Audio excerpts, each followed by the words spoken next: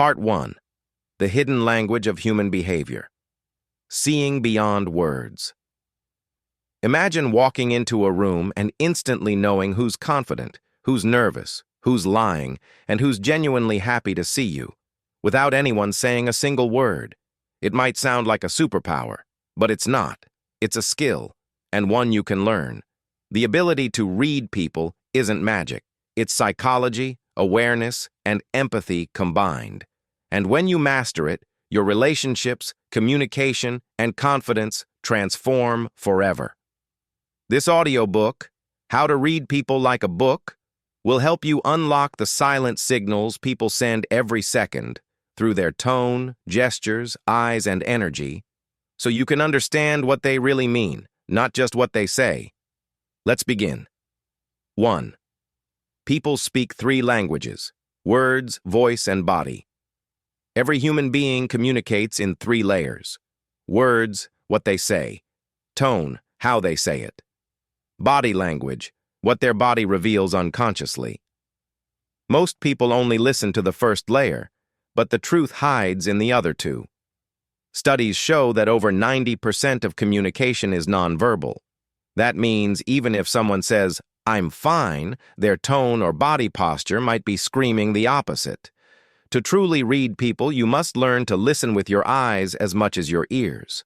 Mark Reclau and many behavioral experts emphasize that when words and body language don't match, always trust the body, because your body doesn't lie. For example, a forced smile may appear, but the eyes will stay emotionless. A person might say, "I'm confident," while their shoulders slump inward. Someone may insist they're calm, yet their foot keeps tapping rapidly. Learning to spot these mismatches is the foundation of reading people accurately. 2. The power of observation. See before you judge. To read people, first, you must see them. Not just glance, really observe. Most people are too distracted by their phones, thoughts, or self-consciousness to notice what's happening around them. But people who seem intuitive or psychic simply notice more. Observation is about awareness, noticing patterns, changes, and reactions. Here's how to practice it. When talking to someone, focus 80% on them, 20% on yourself. Notice their posture, gestures, tone, and pace. Compare their current behavior to their baseline, how they normally act when relaxed. That last one is key. Everyone has their own unique normal. What looks like nervousness in one person might be their usual energy in another. So don't rush to conclusions. Good readers observe first, interpret later. As the saying goes, the best way to understand others is to watch them when they think no one's watching. 3. The eyes, the window into emotion. You've heard it before. The eyes are the window to the soul. Science actually agrees. Your pupils, blink rate, and eye direction reveal far more than you realize. Here's what to notice. Eye contact. Too little shows discomfort or avoidance. Too much can signal dominance or deceit. Blinking. Rapid blinking often occurs under stress or when someone's hiding something. Pupil dilation. Pupils expand when someone feels interest, attraction, or excitement, and contract when they feel fear or dislike. Eye movement. Looking up to the left, recalling memory, truth. Looking up to the right, constructing or imagining, possibly fabrication. Looking down, feeling emotional, shy, or reflecting inward. Of course, these signals aren't absolute. You must combine them with context. But when paired with tone and expression, the eyes reveal the emotional truth faster than any words ever could. 4. The face, the map of micro-expressions. Every emotion leaves a trace, even when people try to hide it. Psychologist Paul Ekman discovered micro-expressions, tiny, involuntary facial movements that flash across the face for less than half a second. These micro-expressions expose the real emotion behind someone's mask. For example, a quick flash of anger, tightened jaw, flared nostrils, eyebrows lowered. A hint of disgust, nose wrinkling or lip raising, a flash of fear, Wide eyes, slightly parted lips. A micro moment of happiness. Eyes crinkle, cheeks lift naturally. The key to reading these is practice. Try watching people during conversations, interviews, or videos with the sound off. You'll begin to notice emotional flashes you used to miss. Mark Recklow notes that emotional honesty isn't about catching people lying. It's about understanding them deeper. Micro-expressions help you see what someone feels but can't say. And when you understand that, empathy becomes effortless. 5. Body posture, the silent story of confidence. The way someone stands, walks, or sits tells you how they feel about themselves. Body posture reflects inner emotion instantly. A confident person has open, balanced posture, chest up, shoulders relaxed, feet grounded. Someone anxious or uncertain will shrink, cross arms, or hide their hands. Here are a few key signals: open posture, trust, ease, receptiveness; closed posture, arms crossed, body turned away; defensiveness, discomfort, or fear, leaning forward; interest, connection, leaning back; distance, judgment, or boredom, fidgeting; nervous energy, impatience, or dishonesty. Again, context matters. If someone is cold, crossing their arms doesn't mean they dislike you, but in the right setting, posture reveals the emotional atmosphere instantly. Mark Recklow says, "Your body always tells the truth." Learn to read its language. Final part, the mastery of emotional intelligence. Seeing with both the mind and heart. By now, you've learned the physical, psychological, and emotional cues that reveal what people truly think and feel. You've seen how eyes, posture, tone, and micro-expressions form a silent language that speaks louder than words. But the real mastery of reading people doesn't end with observation. It begins with understanding, empathy, and intention. Because reading people isn't just about being clever. It's about being connected. 1. From reading to understanding. The best readers don't just decode behavior, they understand motives. When you look beyond surface reactions, you start seeing what drives people.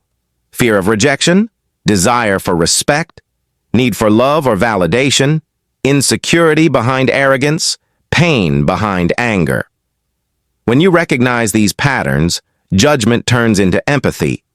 Instead of reacting to someone's attitude, you respond to their emotion. For example, if someone gets defensive, it's often not hostility. It's fear of being judged. If someone brags constantly, they're not arrogant. They're insecure and seeking validation. If someone withdraws, they're not cold. They might just be overwhelmed or hurt. The moment you see the why behind people's behavior, everything changes. You stop taking things personally. You start seeing through the noise, straight to the heart of the matter. That's emotional intelligence at its finest. 2. Mastering emotional control while reading others. The truth is, you can't read people clearly when your own emotions are loud. Anger, ego, or anxiety distort perception. To become truly intuitive, you must first learn to master yourself. Here's how. Stay calm in observation. Don't rush to interpret, just watch. Detach your ego. Reading people isn't about being right. It's about being real. Control your emotions. When you're centered, your awareness becomes sharper. Mark Recklow often says, "You can't understand others while being lost in your own storm." Emotional control gives you clarity, and clarity is what separates manipulators from masters, because manipulators read people to exploit them, but masters read people to empower them. 3. Reading with compassion, not judgment. When you truly start noticing people, their pain, fears, and silent struggles, something beautiful happens. Your empathy grows. Instead of labeling someone as rude or cold, you begin to see the hidden story. The person who interrupts everyone might have spent years being ignored. The person who avoids eye contact may have lived through rejection or trauma. The one who jokes too much might be masking deep sadness. When you read people through compassion, you create understanding, not distance. This kind of awareness changes your relationships. You'll argue less, connect more, and see people as they are, not as they appear. 4. The balance between intuition and logic. To truly read people like a book, you must balance two powers. Intuition, the emotional sense that feels people's energy. Logic, the analytical mind that interprets patterns and facts. Rely too much on logic, and you become rigid, missing emotional depth. Rely only on intuition, and you risk projecting your own feelings. The sweet spot lies in the middle, a calm, balanced awareness. You feel, then confirm. You observe, then interpret. You sense, then understand. When mind and heart work together, your perception becomes razor-sharp and deeply human. 5. The ultimate lesson. Everyone is a mirror. Here's the final truth. The better you understand yourself, the better you'll understand others. You can't read people clearly through the fog of your own emotions. Your insecurities, fears, and biases distort what you see. So start within. Ask yourself, why do certain people trigger me? What kind of energy do I project? How do I come across in silence? When you know yourself deeply, others become easier to read, because people mirror back what they sense from you. The calmness you bring helps others relax. The openness you show helps others open up. The respect you give invites honesty in return. The world reflects your energy, always. 6. The true power of reading people. The goal isn't to outsmart others. It's to connect more deeply. It's to understand before reacting, to see before judging, and to feel before speaking.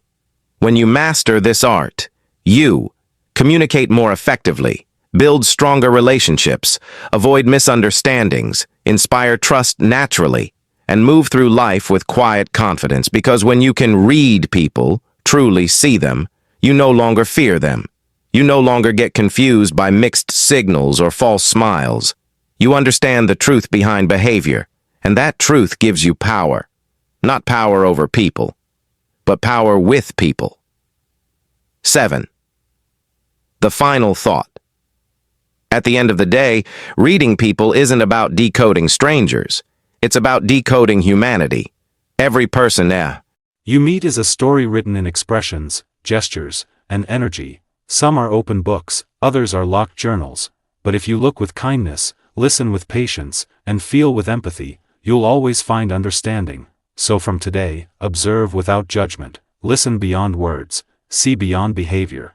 Because when you do, you won't just read people like a book, you'll start connecting with them like a soul. And that, my friend, is the greatest communication skill of all.